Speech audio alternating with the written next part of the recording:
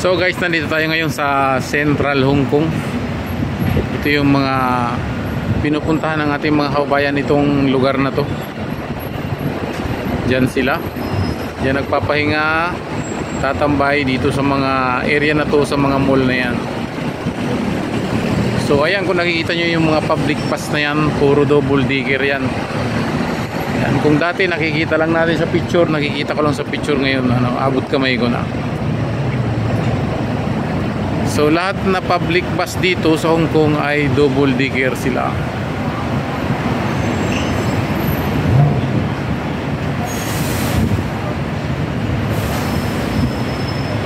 Ito yung pinaka-sentro ng Hong Kong.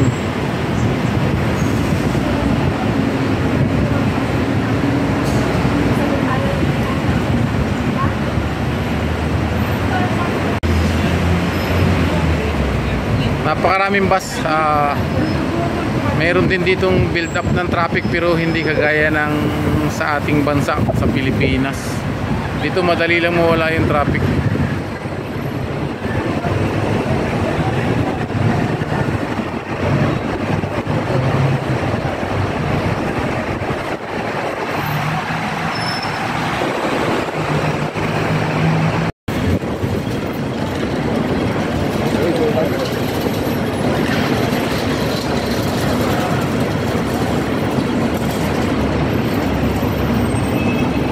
So dito ganyan, pag alam nila na hindi pa sila kakasya dun sa kabila, hindi sila lumulusot kasi bawal dito yun.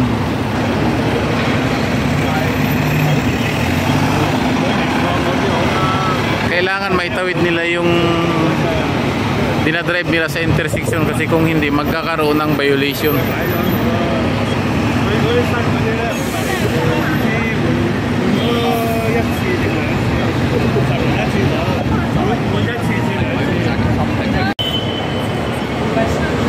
So yan yung public transport dito,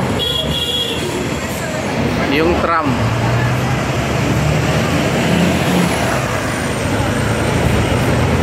So ito yung pinaka-central dito sa Hong Kong, pinaka-city.